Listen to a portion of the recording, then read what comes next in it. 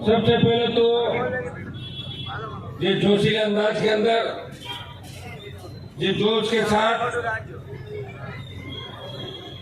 5 घंटा देरी से मैं आपके बीच पहुंचा और आपने मेरा स्वागत सत्कार किया और सर्व समाज के नौजवान सारी पार्टियों से बंधे हुए नेतागण संगठनों को बुला के आज इस न्याय की लड़ाई के अंदर उदयपुर का कार्यक्रम देख के लग रहा है। मैंने जब शासन चुनाव के अंदर रैली की घोषणा की तो मुझे लगा था कि उदयपुर और कोटा में थोड़े बहुत कार्यक्रम कुछ मिलकर जोश कम हो सकता है, लेकिन आज उदयपुर ने साबित कर दिया कि सबसे ज्यादा जोशीला इलाका है उदयपुर का इलाका है। ये महाराणा प्रताप की धरती है, ये पूजा भील की धरती है, ये सावलिया सेठ की धरती है और आपने साबित कर दिया। मैं नौजवानों को धन्यवाद दूंगा, मेरे छोटे भाइयों को आश्वस्त करना चाहूंगा कि लड़ाई के अंदर पूरा 1 महीने का समय, ये चुनाव का समय है। जब घर के अंदर बेटी का ब्याह मर जाता है तो आदमी अपने बेटी के ब्याह की चिंता करता है, वो पड़ोसियों की शादी में नहीं जाता। नड्डा जी को चिंता है बीजेपी की सरकार बनाने की, गहलोत को चिंता है सरकार रिपीट करने की और हनुमान बेनीवाल को चिंता है छोटे भाइयों को न्याय दिलाने की आदत है। पिछले 15-16 तारीख से परसों जब आप आओगे विद्यानगर स्टेडियम के अंदर 1 महीने का बराबर पूरा समय हो गया। रात और दिन घूम रहा हूँ, ऐसा नहीं मैं हवाई जहाज हेलीकॉप्टर से घूम रहा हूँ, मैं गाड़ी से ही जा रहा हूँ। आप देखेंगे 5 बजे सो रहा हूँ और 9 बजे उठ रहा हूँ, फिर आपके बीच आ रहा हूँ। ईश्वर की कृपा है कि घूमते घूमते घूमते घूमते 20-25 साल का समय जरूर लगा, लेकिन मुझे खुशी है कि मैंने मेरे छोटे भाइयों को बहुत से सेकंड पीढ़ी के नेता तैयार किए राजस्थान के अंदर, हर समाज के अंदर मैं चेतना लेके आया। ये मेरे संघर्ष का ही परिणाम है कि कई समाजों के अंदर हमारे जो गांव के किसान के बेटे होते थे वो ये मानते थे कि ये तो अपना वोट हमें दे देंगे, लेकिन उनकी भी पूछ अगर कराई दूसरे समाजों में तो हनुमान बेनीवाल के संघर्ष से नौजवानों की पूछ राजस्थान के अंदर कराई। ये आप सबके सामने यहाँ उपस्थित मेवाड़ के हमारे राष्ट्रीय लोकतांत्रिक पार्टी के प्रभारी उदयलाल जी डांगी जो बल्लभनगर सीट पे भारतीय जनता पार्टी को जब 4थे नंबर धकेल के जमान जब्त करवाई थी डांगी जी ने, हमारी ये बहन हो गई लक्ष्मी चौधरी, नेम सिंह पहले अध्यक्ष और नेम सिंह जी आगरा से, भाई दिलीप सिंह जी लगातार अध्यक्ष बना रहे, प्रवीण जी, राजू भाई और ये हमारा शुभम महेश चौधरी, ये सारी जो टीम है आपकी, विनीत जी प्रोफेसर साहब तो लगातार मेरे से दिल से जुड़े हुए हैं और हमेशा मुझे चिंता करते रहते हैं। तो आप सब सम्मानित मंच बदलगी और सारी जो टीम है आरएलपी परिवार के साथ साथ तमाम संगठनों के जो भाई मंच में बैठे हैं, हमारे नौजवान सामने बैठे हैं, छोटी बेटियां और बहने बैठी हैं, मैं आपको इस बात की बधाई दूंगा कि आपने मजबूती के साथ उदयपुर के अंदर मुझे ये आश्वस्त किया कि हनुमान जी इस जंग के अंदर आप अकेले नहीं हैं, आप हमारे लिए लड़ रहे हो। तो निश्चित रूप से उदयपुर विश्वविद्यालय और उदयपुर संभाग का किसान का बेटा और नौजवान और बेटियां 24 तारीख को सरकार की ईंट से ईंट बजा देगा, ये आश्वासन आप मुझे दे रहे। और ये शासन चुनाव पहली बार बंद नहीं हुए। 2004 के अंदर वसुंधरा राजस्थान में सीएम थी तो 4 से लेके 2010 तक राजस्थान में शासन चुनाव बंद किए, शासकों का गला घोंटने का प्रयास किया और सबसे ज्यादा जो पीड़ा है राजनीतिक दलों को वो यही है कि शासकों के माध्यम से जो नेता बनते हैं वो बेबाक होते हैं, मजबूत होते हैं और वो अपनी बात कहने से पीछे नहीं हटते और मजबूती से लड़ाई लड़ते हैं। उन नेताओं को चिंता होती है जो पार्टियां चलाते हैं या पार्टियों को अपना एकाधिकार मानते हैं, वो ये चाहते हैं चुनाव नहीं होने चाहिए, नहीं जो नए नेता तैयार होंगे उनकी जो विरासत है, उनके बेटे बेटियां, बेटे की वो भांजे भतीजे, फिर वो कहाँ जाएंगे जब शासकों को हमेशा कुचलने का प्रयास। उस समय भी जब राजस्थान की विधानसभा के अंदर गया 8 के अंदर और 2009-10 मुझे याद है विधानसभा की बेल के अंदर धरना दिया था और जब मुझे बेल में बैठे देखा तो बीजेपी कांग्रेस के उन तमाम नेताओं का जमीन जगह 1 घंटे बाद क्या हनुमान जी अकेले बैठे फुलदोष देखे मुझे बैठा हुआ देखते वो सारे आए और जो 20 आ गए तो सीएम ने खड़े होकर कहा चुनाव करवा रहे हैं। आप देख रहे हो तो भेजा गया आपकी विधानसभा का उस समय का 10 का और चुनाव चालू है। इस बार चुनाव बंद करने के जो रीजन सरकार दे रही है, वो कह रही है कि सेमेस्टर सिस्टम देश के अंदर लागू हो रहा है। अगर सेमेस्टर सिस्टम देश में लागू हो रहा है और केंद्र की सरकार कर रही है, तो केंद्र में बीजेपी की सरकार है और राजस्थान में कांग्रेस की सरकार है। चुनाव कौन करवा रहा है? State government. शिक्षा किसका है? विषय स्टेट का है। कौन से पाठ्यक्रम में क्या फेरबदल करना है? राजस्थान करता है। काम बिजली देनी, पानी देना, ये राजस्थान का हिस्सा है। केंद्र के अलग हिस्से होते हैं, केंद्र के अलग विषय होते हैं और कुछ समवर्ती जो सूची केंद्र होते हैं, जो केंद्र और राज्यों के बराबर अधिकार होते हैं। लेकिन ये चुनाव करना है नहीं कराना है, किसी केंद्र के पाठ्यक्रम को लागू करना है नहीं करना, ये राज्य सरकार के ऊपर निर्भर है। इन्होंने कहा कि सेमेस्टर हमारे छात्र संघ के सारे नेता, जिसके अंदर NHY के विद्यार्थी परिषद, दूसरे संगठनों के लोग बैठे बच्चे, मेरा तो कोई आरएलपी का तो संगठन भी नहीं है। मैं तो खुद ही आपके छात्र संघ अध्यक्ष होने के नाते आपकी लड़ाई लड़ रहा हूँ। मेरे छोटे भाई हो, मैं आपको इस तरह देख नहीं सकता। मुझे कोई ये कहता ना कि कोई नहीं राजस्थान में, तो मैं कहता मैं हूं ना राजस्थान के अंदर, दिनचर्या पड़ता हूँ अपना बात लोग। भाइयों, जब सेमेस्टर सिस्टम की बात करी तो प्रधानमंत्री को सेमेस्टर सिस्टम जब लागू होता है तो दिल्ली यूनिवर्सिटी जो केंद्र के अधीन आती है, दिल्ली यूनिवर्सिटी में सबसे पहले होता है। दिल्ली यूनिवर्सिटी में चुनाव हो रहे 22 तारीख को, 22 को दिल्ली विश्वविद्यालय छात्र संघ का चुनाव है। यहाँ जो चुनाव बंद हुए, ये पॉलिटिक्स आपको पता नहीं। अशोक गहलोत के सबसे करीबी मंत्री महेश जोशी, जिनके बेटे पर आरोप लगे, भ्रष्टाचार के, बलात्कार के आरोप लगे, बीजेपी ने मुंह नहीं खोला कि महेश जी बीजेपी उन नेताओं के मित्र हैं और कांग्रेस के सीएम के खासमगार है। विधानसभा के अंदर एक बार भी बीजेपी नहीं बोली। इतना धर्म ही आपस होने वाला है। इसलिए तो सीएम ने कहा था कि जब कांग्रेस की सरकार गिरी थी तो वसुंधरा की सरकार मेरी बचाई, अशोक गहलोत ने कहा। ये मिलाजुली का खेल है, ये गठबंधन है। मैं जोशी की ड्यूटी लगाई कि आप ये बीजेपी के नेताओं से बात करो कि चुनाव तो मैं बंद करा रहा हूँ, लेकिन बीजेपी हल्ला नहीं करे। तो मैं दूसरे का मेरी बात हो गई, बीजेपी हल्ला नहीं करेगी, बीजेपी कोई आंदोलन आप तो चुनाव बंद कर दो। लेकिन वो भूल गए अशोक गहलोत कि आरएलपी भी एक नया दल राजस्थान के रूप हो चुका है। वो भूल गए थे, उनके मन में यहाँ कोई संगठन है ही नहीं। NHY विद्यार्थी परिषद, तीसरा कौन आएगा उन्हें पता नहीं था कि बिना संगठन के भी एक व्यक्ति जो राजस्थान के सम्मान की लड़ाई प्रधानमंत्री से लड़ता है, तो देश के किसान को सड़क पर देख के अपना मंत्री पद ठोकर मार के सड़क पार सकता है, जो अग्निपथ के अंदर सेना के सम्मान में झंडा लेके कूद सकता है, उस व्यक्ति को कांग्रेस पार्टी भूल गई। अब पश्चाताप करिए, ये हमने क्या कर दिया। भाइयों, एक नेता का बयान तक नहीं आया। ये मिले गए थे कांग्रेस बीजेपी के नेता, क्या कहा इनको, पूछो कि क्या करोगे चुनाव करा के। और कोई ज्यादा उछल कूद कर रहा था, उसको कह दिया तुझे एमएलए का टिकट दे दे, चुपचाप पड़ा है। अगर एमएलए का टिकट ले भी लेंगे, मेरे 150 किलोमीटर की परिधि में तो अगर किसी टिकट लेगा तो 5-7-10 हजार वोटर टिकट खाली जाएगा। पता नहीं मेरी लेन आएगी कि नहीं आएगी, गांधी जी ने साबित कर दिया कि उदयपुर के अंदर में। भाई मैं तो कुछ सच्ची बात कहना वाला आदमी, ये दिलीप जी, प्रवीण जी, राजू भाई बैठे ना, तो मैं कह रहा हूँ एक बार सब कूद के इधर आ जाओ। आपका मन नहीं लगे वापस चले जाना, मना करो आ जाओ, नए विधायक बना दूंगा आपके। कांग्रेस बीजेपी ने बनाएगी नहीं, वहां तो पुराने सब आपको पता घराने बैठे हैं, सारे लोग बैठे हैं, पूरा जीवन आपका ऐसे निकल जाएगा। ये वो पार्टी है जो नए नेता तैयार करती है, सेकंड पीढ़ी के नेता तैयार करती है। ये मान बेनीवाल आरएलपी का मंच है, जब 5-5 लाख की रैलियों के अंदर आधा घंटे अगर भाषण को दे सकता है, वो आरएलपी का मंच है, जब किसान का आम बेटा आधे घंटे।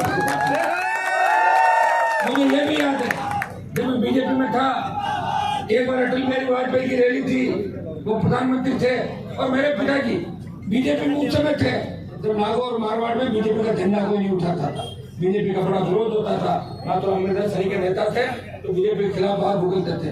हम बीजेपी के अंदर पहला परिवार था, बहुत तकलीफें पड़ी, तो मेरा मन हो गया, मैंने कहा अटल बिहारी वाजपेयी की रैली, तो मैंने कहा 2 मिनट मुझे भी बोलवा था पहले, बोले नहीं आपका नंबर कहाँ आएगा। तो 50,000 की रैली थी भाई, मैं भूला नहीं उस बात को, याद थी कि अटल बिहारी की 50,000 की रैली थी, मैं 5 लाख की रैली करूंगा और मेरे छोटे भाइयों को बुलाऊंगा। 5 लाख की रैली राजस्थान के अंदर करी, हुंकार भरी, सिस्टम को हिला दिया, 18 करना। बात को समझते हैं, जानते हैं, उनको याद रखना चाहिए जो मैं कह रहा हूँ 23 के अंदर तीसरा मोर्चा पहला मोर्चा पड़ेगा, ऐसे नहीं कह रहा हूँ मैंने पूरे राजस्थान को नापा है। पूरे राजस्थान के अंदर राष्ट्रीय लोकतांत्रिक पार्टी ने मजबूती दमखम के साथ चुनाव लड़ा। संसाधनों की कमी हो सकती है, कई तरह के आरोप प्रत्यारोप भी लगते हैं। आप देखते हैं अभी लोगों की मानसिकता को बदलने में काफी समय लगेगा, लेकिन अब राजस्थान बदलाव की ओर है। अब राजस्थान बदल रहा है। मैं चुन के लोकसभा के अंदर जब गया था तो बिहार, उत्तर प्रदेश, हरियाणा, दिल्ली के सांसद ये कहते थे कि तुम्हारे राजस्थान की बात मत करो हनुमान जी, तुम तो मोदी की गोदी में बैठे हो और तुम्हारे एक बार कांग्रेस एक बार बीजेपी होती है। महंगा नहीं होती, वो आरएलपी भी आएगी। और जब मैंने एनडीए छोड़ी किसानों के लिए 70 दिन सड़क पर बैठा और सरदार से उपचुनाव में जब 50,000 के लगभग वोट लिए, उन्हीं उत्तर प्रदेश बिहार के सांसदों ने कहा कि मर्द लड़ाका है, वो मजबूत है। राजस्थान का सांसद राजस्थान का अपना जीवन समर्पण करके त्याग से हार नहीं मानी।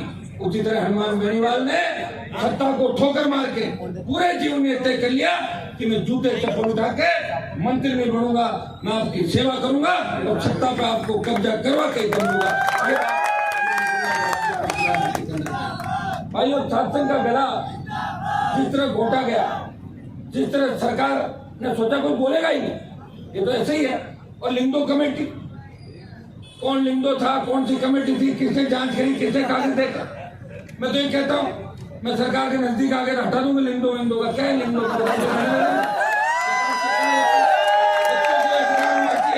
अगर एक बार चुनाव हारता है तो दूसरे बार नहीं लड़ेगा तो जीतेगा कैसे? हम सब हार के तो जीते एक बार, हम सब एक बार हारे थे। पहले ट्रेंड था कि जो हारता था वो अगली बार जीतता, ये ट्रेंड पहले से था।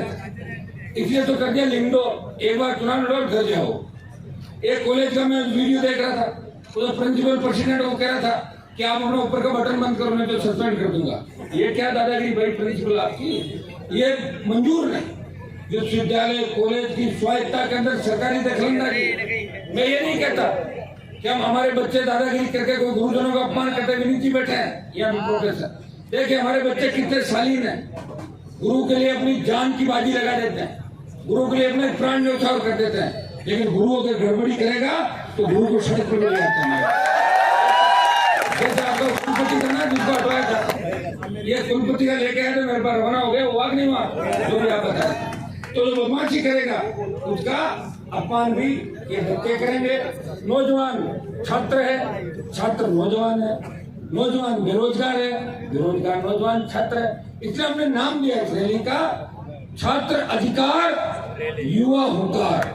छात्र अधिकार के लड़ेगा, युवा हुंकार भरेगा, दोनों पार्टियों को घर बिठा देंगे और इस बार आपका राज रहेगा।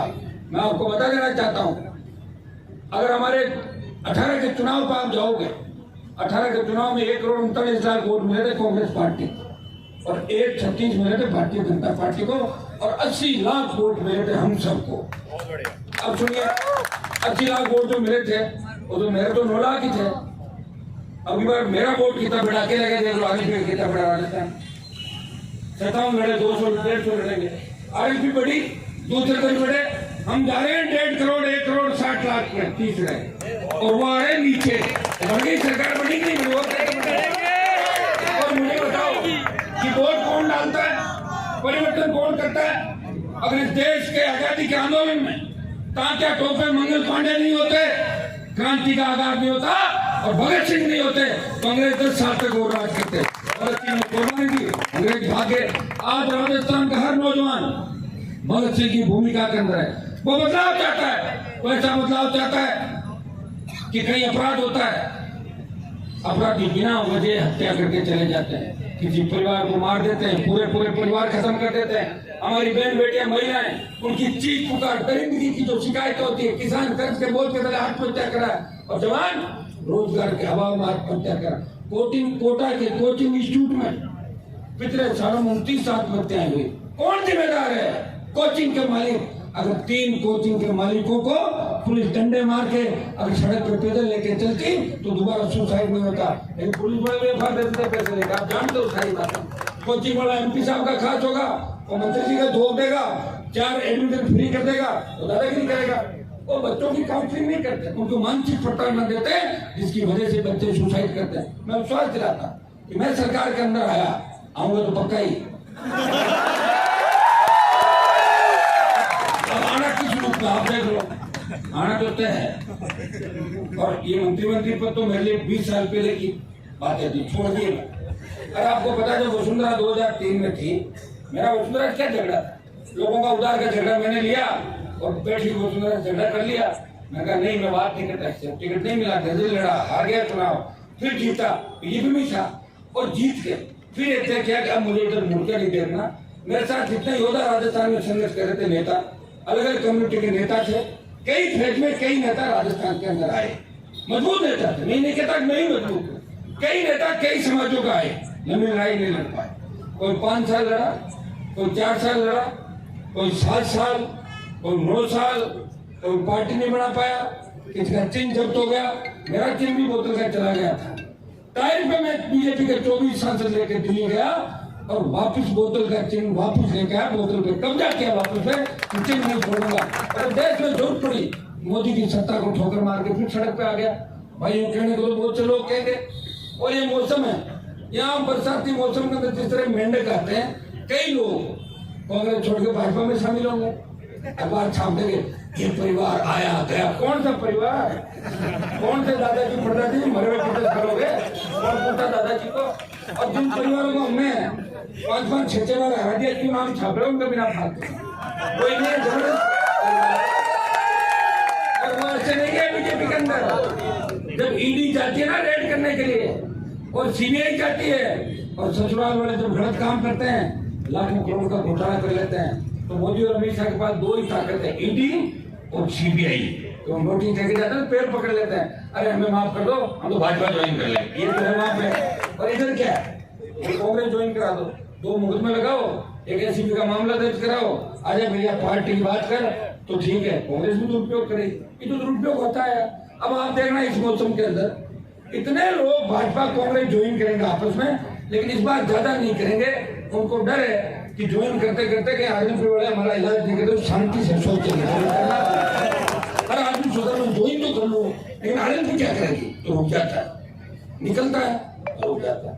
सोचता मैं कार्यालय तक जाऊं, फिर सोचता है वो घर से फोन आता, पापा आरएलपी भी है कि बेटा वापिस आने बार सोचेंगे। आरएलपी सब जगह आ गई।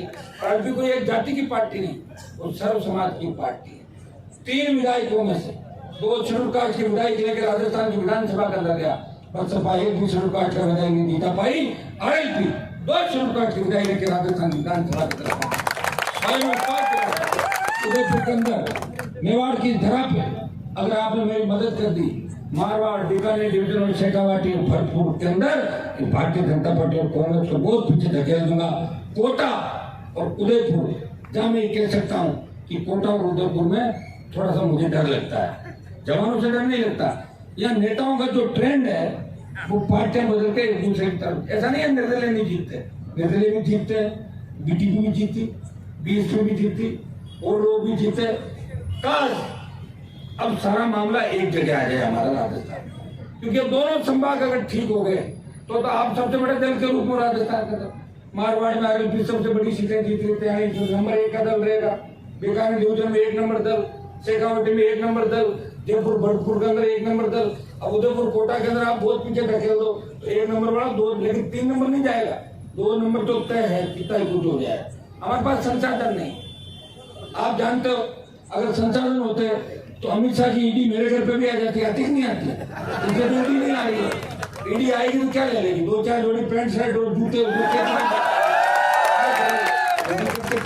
लेकिन जो तुम्हारा जोश है, इंतजार तुम लोग करते, इंतजार नहीं करते राजस्थान में लोग, पथराव करते हैं शायद इंतजार अपने उस व्यक्ति का करते हैं जिसके प्रति उनके मन में भावना होती है। और उदयपुर के अंदर आपने दिखा दिया कि उदयपुर में जब गांधी जी के चुनाव के अंदर 1 महीना मैंने मेहनत की थी, उदयपुर के हक और अधिकार के लिए जब मैं लड़ा था, उदयपुर में छोटी सी बात होती है, अगर हनुमान बेनीवाल उसकी टीम आई थी प्रतापगढ़ के अंदर, जिस तरह हमारी आदिवासी बहन को निर्वस्त्र करके घुमाया, मेरे 3 विधायक आगे थे, बीजेपी ने एक बयान दिया, उसके बाद क्या हुआ? अरे बीजेपी का कोई हुआ क्या मामला? आए थे क्या अमित शाह, आए थे बात थोड़ा गए थे क्या उसके घर पे? प्रियंका गांधी गई क्या घर पे, बताओ तो सही आप लोग। वोट कैसे मिले? बयान वीर, बयान दो, फोटो छपा लो, एक दिन फोटो नहीं छपा, अखबार वाले से लड़ने लग जाते हैं, आपने मेरा फोटो क्यों छपा? अरे साहब आपके दूसरे वाला के छाप दिया, उसके बाद क्या समान है, मेरा फोटो छापो। फोटो छपाने के लिए झगड़ा करना, माला पहनाने के लिए झगड़ा करना। मैं तो नड्डा जी के हेलीकॉप्टर में बैठूंगा, मैं गहलोत के साथ बैठूंगा, दिन में पायलट के साथ, रात को उधर इधर। और पायलट को देखो, जवानों की बात करते थे, कहाँ गई हवा निकल गई पायलट की, बताओ कहाँ गए जवान? आज उनका भाषण सुन रहा था, क्या भाषण दे रहे थे बताओ? कि 1.5-2 बीघा जमीन बेच के ईश्वर भी ले लेता है। अरे पायलट साहब आपका कोई वजूद भी नहीं है, आपके पिताजी की वजह से आपको लोग जानते हैं। आपने कौन सी लड़ाई लड़ी बता दो मुझे, एक भी आंदोलन किया था? गुजर आंदोलन के टाइम जब फैसला की लड़ाई लड़ रहे थे, मैं भी था गुजरों के लिए। तो सचिन पायलट को ये लगा, कुछ लोगों ने कहा साहब आप पीछे रह जाओगे, आप भी आंदोलन करो, दिल्ली से ले आए उनको और जेल के अंदर लेके, जेल में लगे इन्होंने चला मेरे लिए अलग से बिस्तर बिछाएंगे। मैं तो पायलट हूँ, सचिन पायलट हूँ, तो जेल में कमर बिछाए, बोलो सो जाओ यार, दाल फेंकी रोटी, बोले खा रोटी। मैं ये नहीं लूंगा, मैं ये नहीं लूंगा, मैं ठीक बता रहा हूँ भाई, तुम्हें तो अखबार पढ़ लेना उस समय के। तो फिर वसुंधरा जी को टेलीफोन किया मुख्यमंत्री को कि आंटी मुझे यहाँ से निकालो, मच्छर खा रहे हैं। तो पायलट तो वही है, दूसरा थोड़ी होगा, बदल गया क्या पायलट? भाई उम्र तो बदली है, उस समय थोड़ी उम्र होंगे, अब बढ़ गए, ये 5-6 की बातें होगी, 15 निकाल लो आप सारी। 15 साल का शौक था, लोगों ने कहा फैसला जी पॉपुलर हो रहा है, आप पीछे रह जाओ, बोले मैं भी चलूंगा। लेकिन जेल मैं यूनिवर्सिटी के अंदर था, जब हमें जेल पुलिस ले जा रही थी, एक मेरा साथी आजकल पत्रकार है, वो बोला मैं भी जेल चलूंगा। उसको शौक था जेल में पता नहीं कोई खाने को कुछ अलग मिलता होगा, तो बोले भाई साहब मैं भी जेल जाऊंगा। अब हम 15-20 जने जेल गए, हम 12-15 गाँव के थे, वो पंडित जी महाराज थे जेल के अंदर जो हमारे साथ। पंडित जी जेल के अंदर, और शाम को जोर जोर से रोने लगे, पंडित जी क्या बोले, मेरे घर की याद आ रही, मैं हम तो जमान के नहीं कराएंगे। तो बहुत परेशान हो गए, मैं गलत आ गया। वही पायलट साहब के साथ हुआ, जेल में आ तो गए, लेकिन जेल में जब मच्छर काटे तो वसुंधरा आंटी मुझे निकालो, रात को 12 बजे निकाल के दिल्ली भेजो। ये सही है भाई, ऐसे थोड़ी कह रहा हूँ। आज दिन पहले पूछना आप लोग, हनुमान जी आप आरोप लगाने की बात सही है, बता दो, और गलत है तो मेरे को वापस आरोप लगा दो, ऐसी थोड़ी आरोप करो। आज मैं उनका वीडियो सुन रहा था, नई पार्टियां आ रही है, नई पार्टियां थोड़ी आ रही, पार्टियां तो पुरानी है राजस्थान के अंदर। आप तो पार्टी नहीं बना पाए, माने से गए थे आप 19 आदमी लेके, वापिस आ गए थे, उसी के लोग के साथ हेलीकॉप्टर में बैठे थे जिसको आप गाली देते थे, शर्म नहीं किया। हम वो लोग हैं, वसुंधरा से झगड़ा हुआ, वसुंधरा की तरफ नहीं देखा 15 साल, कितने साल हो गए, 2003 से लेके 8 के बाद का समय, 15 साल का समय कि वसुंधरा अगर किसी शादी ब्याह प्रोग्राम में भी रही तो हमने रास्ता चेंज किया या वसुंधरा ने चेंज कर लिया, कभी आमना सामना नहीं हुआ। वो लड़ाई होती है, वो संघर्ष होता है, दिन में बयानबाजी, शाम को साथ खाना खाना, शाम को साथ बैठना, बातें कहना, हर कहना हमारी क्या लड़ाई है, हमारी तो राजनीतिक लड़ाई। फिर लोगों को पागल बना रहे हो, क्यों बूथ पर लड़वा रहे हो, क्यों मर्डर करा रहे हो, क्यों मरवा रहे हो लोगों, क्यों भूख में दर्द करवा रहे हो? ये लड़ाई छोड़ो राजस्थान को, मत कराओ राजस्थान को। पहले राजस्थान के अंदर हमारे समाजों को लड़ाया जाता, फिर थोड़ी बहुत कोर कसर रही तो गुजर मीनाओं को वसुंधरा ने आपस में लड़ा के पूरे राजस्थान को एक जैसा कर दिया कि 8 बजे बाद लोग एक दूसरे समाज के साथ बैठते हैं। इतना विश्वास पैदा कर दिया राजस्थान। किसने किया? कौन जातिवाद लाया? कितने जाति के नाम पे वोट मांगे? मैंने तो नहीं मांगे, वसुंधरा ने मांगे थे। जाट की बहू, राजपूत की बेटी, गुजर की समधन, बंजारण,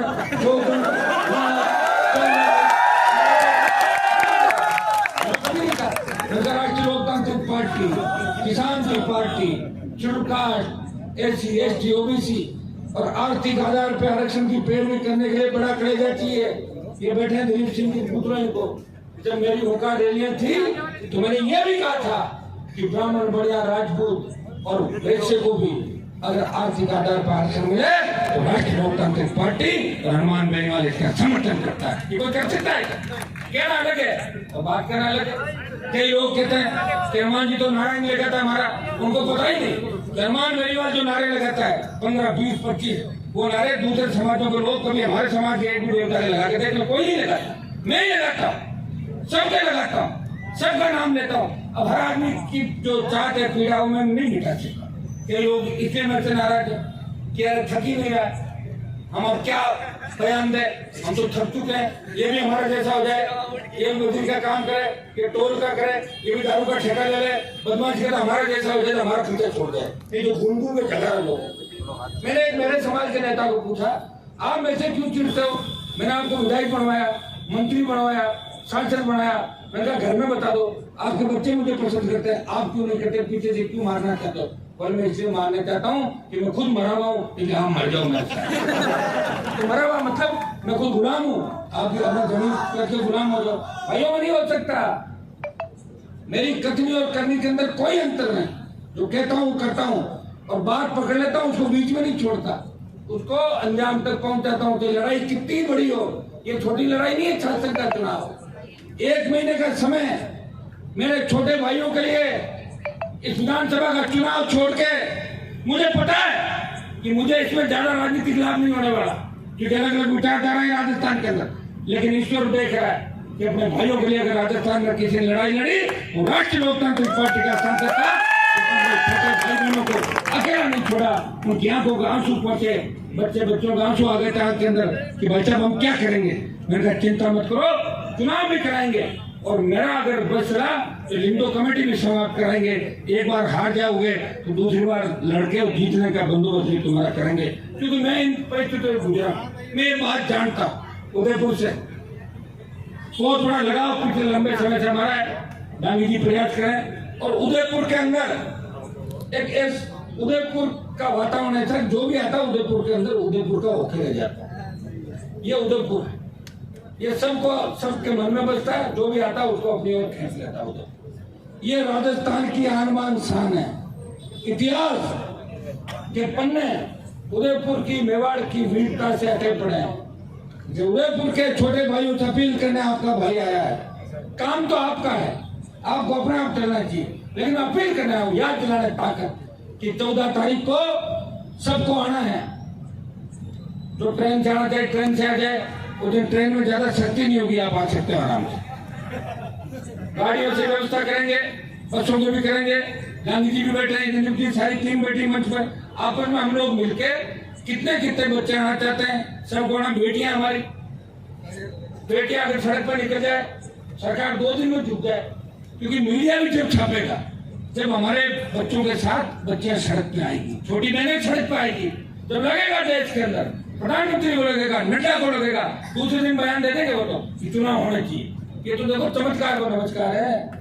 मैं अगर लड़ता नहीं, मुझे कौन पूछता, और लड़ा, सारे पूछ रहे हैं, मैं आगे के जा रहा हूँ, मेरे पीछे मुझे भाग रहे। कोई कह रहा एनडीए में आ जाओ, कोई कह रहा तथाकथित INDA में आ जाओ। हनुमान जी को पकड़ो, हनुमान जी पकड़ में नहीं आ रहा हूँ भाई। हनुमान जी महाराज पकड़ में आते थे क्या किसी को? आप तैयारी करो, 14 को आपको आना है। मैं मंच से ये भी पूछूंगा कि उदयपुर डिवीजन से बताओ कितने लोग आए, अगर नहीं आओगे तो हाथ से खड़ा करो। ये आना है सबको, तमाम जो हमारे लोग बैठे हैं। ये कोई राजनीतिक मंच नहीं, लेकिन झंडा मुझे इसलिए लगाना पड़ा, जिस तरह लाल झंडा दिखाते ही ट्रेन रुक जाती है, हनुमान बेनीवाल का झंडा दिखाते ही राजस्थान की सरकार पीछे हट जाती है हर चीज को। ये झंडा जरूरी था, बिना झंडे के नहीं तो आपको परमिशन देता, तकलीफ पड़ती हर जगह, आपको रोकते, इसलिए झंडा जरूरी था आंदोलन के अंदर। मैं तो चाहता था एक तरफ कांग्रेस बीजेपी तीनों झंडे लगे, सबको बुलाया, कोई आने को तैयार नहीं। इनको धन्यवाद दूंगा, पार्टी को होते हुए हमारे साथ तो बैठा हमारे भाई। और क्या पार्टी करेगी किसी का? जो बोलता है, जिसके पास ताकत है, पार्टी उनके पीछे भागती है, और जो कमजोर है वो कभी आगे भी नहीं बढ़ पाता। वो धीरे धीरे टिकट करते ही मर जाते हैं आधे लोग, टिकट मिलता ही नहीं उन्हें। तो ये आपने देखा था। तो भाइयों उठो, उदयपुर में जो आज आपने नई ऊर्जा मेरे अंदर भरी है, आज नींद भी मुझे अच्छी आएगी, और कल मैं और ज्यादा टेलीफोन करके, और परसों और ज्यादा तादाद में बच्चों को बुलाऊंगा, दोबारा उदयपुर आपके बीच आऊंगा। मैं चाहता हूँ कि छात्र संघ की घोषणा 14 तारीख को सरकार को झुका छात्र संघ चुनाव की घोषणा कराएं। युवाओं के जितने भी खाली पद है, संविदा कर्मी जो सड़कों में बैठे राजस्थान में, उनको नियमित करें, उनके पद भरने का सरकार ऐलान करे। दिल्ली की सरकार जितने पद खाली है वो भरने का ऐलान करें। बेरोजगारी भत्ता और न्याय नौजवानों को मिले। पेपर लीक की घटनाएं जो राजस्थान के अंदर हुई है, आप ये बताएं कि वसुंधरा गहलोत का इससे बड़ा क्या गठबंधन हो सकता है? जब सरपंचों के चुनाव पिछली बार हुए वसुंधरा के टाइम, तब ये कहा था कि मार्कशीट 8वीं पास बनेगा सरपंच और 10वीं पास बनेगा प्रधान प्रमुख को। हाँ, CRDR। आप ये बताओ, जब मैंने बयान दिया कि MP अनपढ़ बन सकता है, MLA अनपढ़ बन सकता है, तो सरपंच पढ़ा लिखा क्यों? ये तो पहले उनको करो रेडी। कई अनपढ़ ऐसे चुन के आ जाता है, चर्चा चल रही बजट पे और दूसरी बातें करते हैं, विधानसभा नींद नहीं लेते हैं, सो जाते हैं लोकसभा तक, है ऐसी। तो मैंने ये कहा, तब गांव में बात चली क्या करें, सरपंच साहब तो ये जीत जाएंगे, इनके पास मार्कशीट नहीं है। तो सरपंच साहब ने किसी से संपर्क साधा, अरे यार मेरे मार्कशीट का जुगाड़ करा दे, तो बोले चल उत्तर प्रदेश में करा दूंगा, यूपी बिहार सब जगह फर्जी मार्कशीट लिया है, वो तकलीफ पड़ी, मुकदमा दर्ज हुए।